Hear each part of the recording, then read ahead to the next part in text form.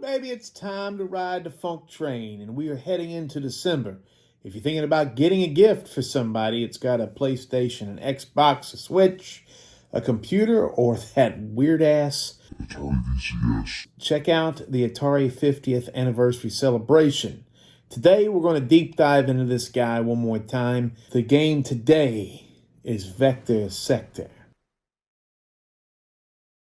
Hola, child. It's time for Funkmaster V's Getting Hip with the Atari 7800, where Funkmaster V, musician, ghost hunter, hat flipper, pro wrestler, and comedian, takes you on a tour of all things cool about the Atari 7800. Are you ready to get your groove on? Because it's about to get funky up in here. It doesn't take long to figure out that this collection has 103 games in it. And yeah, there's a lot you've probably played with flashbacks. Now, there's a lot that you have not. And if it rhymes, it's true. Now, 6 of these games, they call them reimagined games, but they're really games built from the ground up, except for the Yar's Revenge game. And one of these titles is really, really interesting. And I'm going to tell you, if it was a homebrew for the 7800 or the Jaguar, or if it even came out as a Switch title, I think it would be worth 20 or 30 bucks alone. If I review this game like we do on our Atari 7800 website, I would give this almost a perfect score. The name of the game is Vctr-Sctr. It was a love letter to the Vector games of the 80s and 70s that Atari made back in the day. These vector graphic games have always looked cool. They've aged well. I said this in the other review, you know, like Nintendo 64 games and PlayStation 1 games look like butthole in the year 2022. We're almost in 2023, but these vector graphics games look awesome. Now, this is a faux vector graphics game, but it does the job. Now, what this title is just basically a nostalgic throwback to these old arcade games. It really includes stages that are extremely similar or almost exactly like Asteroids, Lunar Lander, Tempest. Then there's a stage that is sort of like Road Blasters with Battlezone mixed in. And then there are gameplay elements from Space Duel, from Asteroids Deluxe, from even Gravatar. And the control scheme is basically a dual stick game. Now that blew my mind, but this basically harkens back to Black Widow, which is another vector graphics game that gets overlooked a lot of times. It's fantastic.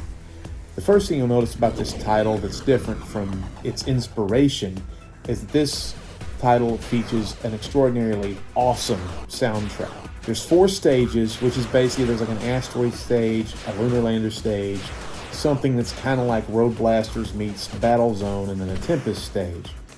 The first one, you're rocking and rolling. And then on the Lunar Lander stage, we have to concentrate and there are no enemies.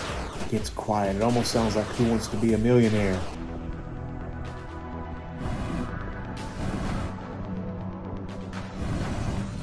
Then it cranks back up when you're going 3-dimensional here and you're blowing up all these tanks and you're dodging bullets and look out. But then when it ramps up into Tempest, which is the main event, and once you beat the Tempest stage, you clear the wave and you go into the next wave and you start back over in the asteroid stage. It even intensifies even more.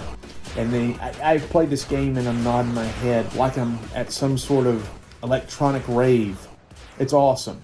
So to break down these stages, each wave includes 4 stages that I've seen so far. The first one is basically your asteroid stage. It includes blowing up the asteroids. It includes a shield like you have in Asteroids Deluxe. It does not include the hyperdrive or the hyperspace, whatever they call it, because that sucks. The shield basically turns you into a billiard ball where you can be ricocheted around the screen. I do want to note, it does not act 100% like it does in Asteroids Deluxe. Sometimes it gets hung up on a rock, just a little different than if you're an Asteroids Deluxe expert. Eventually on Wave 2, you will run into these Asteroid Deluxe ships that kind of form this cube-looking thing, and then once you break those apart, they come at you like gangbusters, and you have to break those up. On the third wave, here's a secret, the bad guys from Gravatar show up. So it's like, hey, buddies! Stage 2 is like Lunar Lander, I'm not exactly sure what the 2x, 3x, and 5x means. I thought it was a score multiplier. It really just means that each of those numbers makes the landing harder. But every time I land on a 5x, I seem to score less points than I do with 3. And the 3, I score less points than I do with 2. So I just go to the 2s. Machismo be damned. The trick to the lunar lander is speed and also saving your fuel. As you progress through the waves, you get less and less fuel to do this second stage. You have to get better and better at this particular skill to progress, or you will crash and die. Stage 3 is the one that I struggle with the most, and it's kind of like Road Blasters. There are obstacles, there are bullets flying at you, they're coming from 3D type sources. It's fun and it's exhilarating. The music gets you rocking and rolling. I like how the second stage is in the background, like we're actually progressing towards something. But this stage is kind of rough. Be sure to use your shields. And then finally we hit the Tempest, which Tempest is probably the best vector graphics game of all time. It's one of the best video games of all time. And so the cool thing about this one is you spin around in a first-person perspective, sort of around the tube, instead of spinning around the tube and the tube staying still. This is almost like a first-person perspective of what it would be like to be the Zapper in Tempest. There is no Super Zapper / Smart Bomb, which makes this difficult because this does kind of get tricky quick. You may not have the Super Zapper, but one good thing is that you have these side zappers, which you kind of do in Tempest, and they're invisible. These side zappers are more distinct in Vctr-Sctr. So after you pass stage 4, you go back and to the asteroids type stage, and you start rocking and rolling with stage 2. And you do this until you die. You get an extra mana, 20,000 points. So what I like about this game is it gives you a taste of these games, these awesome games, but you don't get bored. Sometimes playing asteroids, you're like, okay, I've shot a lot of rocks. This moves you from game to game to game, and it brings you back. Of course, I never get bored playing Tempest, but I'm just saying it keeps it moving, it keeps it popping, it keeps it electric.